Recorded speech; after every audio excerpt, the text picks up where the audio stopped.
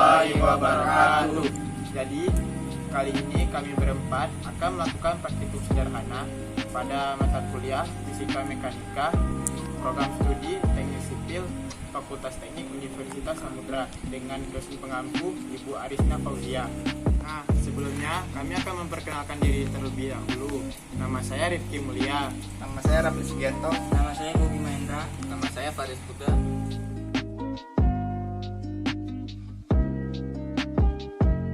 Apa itu gerak parabola? Gerak parabola adalah gerak-gerak yang terdiri dari dua komponen kecepatan, yaitu kecepatan sumbu X dan sumbu Y, dan seluruh lintasannya dipengaruhi oleh gaya gravitasi. Salah satu contoh gerak parabola adalah gerak parabola pada fluida seperti yang akan kami lakukan pada praktikum sederhana ini. Untuk alat dan bahan yang diperlukan adalah bor tangan, spidol, penggaris, lem, selotip, busur, sedotan, gunting, dan botol sebagai tangki air. Hal yang pertama kita lakukan adalah menandai titik pada botol menggunakan spidol dengan jarak 5 cm antar titik. Selanjutnya, titik tersebut akan dilubangi menggunakan bor tangan. Masukkan sedotan ke lubang pada botol dan dilem agar tidak bocor. Kemudian, isi air hingga penuh dan letakkan di atas meja beserta penggaris untuk mengukur jarak air. Percobaan pertama dilakukan pada lubang pada jarak 5 cm dari permukaan dengan sudut 30 derajat dan air bergerak sejauh 23 cm. Pada sudut 45 derajat, air bergerak sejauh 21,5 cm.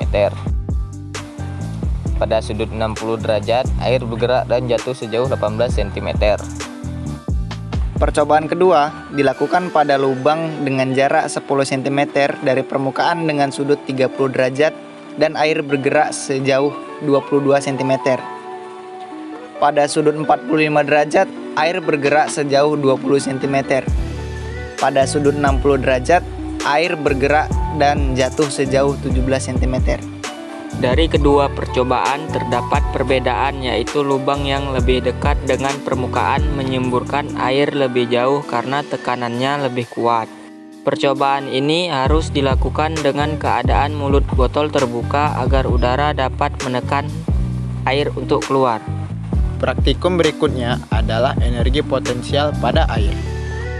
Energi potensial adalah energi yang ada karena posisi ketinggian suatu benda.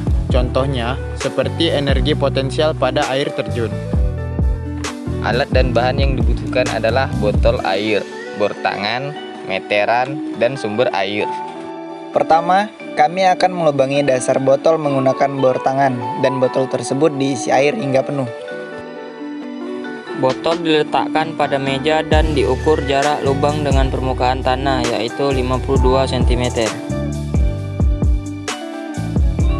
Untuk mengetahui debit air, kami mengisi botol 600 ml dengan air yang berasal dari botol dengan volume 2 liter. Botol 600 ml terisi penuh selama 18 detik. Untuk mencari debit, kita menggunakan persamaan volume dibagi waktu.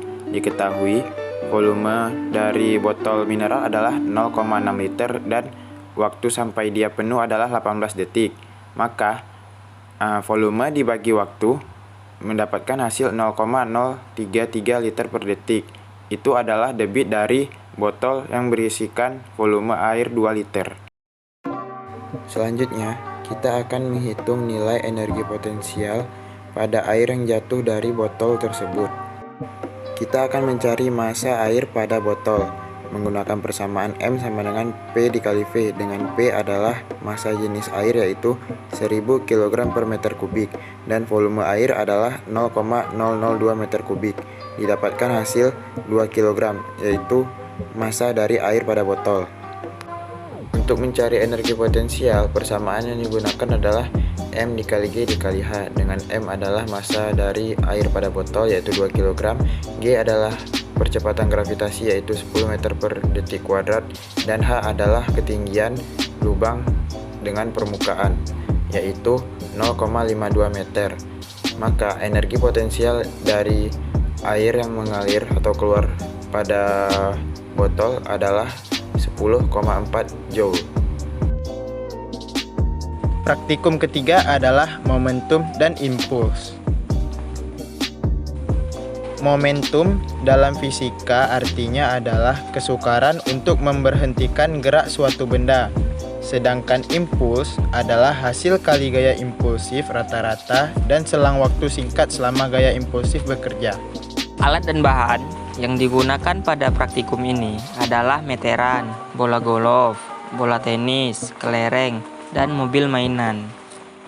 Impuls terjadi ketika bola tenis ditendang secara tiba-tiba, kemudian bola tersebut melepaskan tembakan.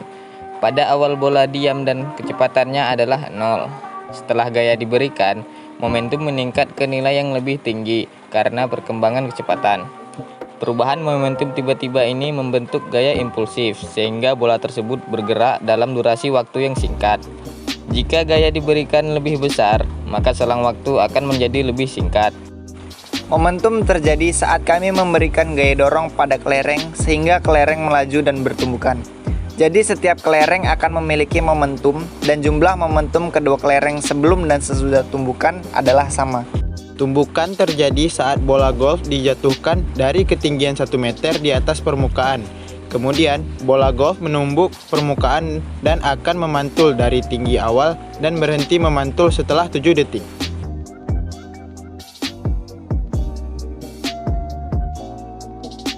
Contoh lain dari kasus pada pembahasan ini adalah ketika mobil mainan yang diberikan dorongan akan bergerak kemudian bertumbukan dengan mobil di depannya, sehingga mobil tersebut yang semula diam menjadi bergerak. Praktikum terakhir adalah tekanan hidrostatis. Untuk melakukan percobaan ini, kami menggunakan botol yang sudah dilubangi dengan jarak antar lubang yang berbeda-beda dengan permukaan. Semburan air pada lubang paling bawah lebih jauh dibandingkan pada lubang di atasnya. Hal ini disebabkan oleh tekanan hidrostatis pada air. Tekanan hidrostatis dipengaruhi oleh kedalaman. Semakin dalam maka akan semakin besar tekanan hidrostatisnya.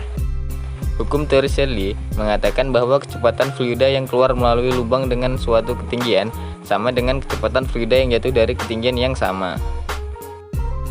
Dari praktikum sederhana yang kami lakukan, dapat disimpulkan bahwa fisika mekanika memiliki kaitan yang erat dengan kehidupan sehari-hari dalam berbagai aspek, terutama berhubungan dengan fluida. Demikian hal-hal yang dapat kami sampaikan pada praktikum ini. Kami menyadari masih terdapat banyak kesalahan yang kami lakukan. Semoga praktikum ini menambah wawasan kita terkait dengan fisika mekanika. Tak lupa juga kami mengucapkan terima kasih kepada Ibu Arisna Fauzia karena telah memberikan kami tugas ini. Kami akhiri, Assalamualaikum warahmatullahi wabarakatuh.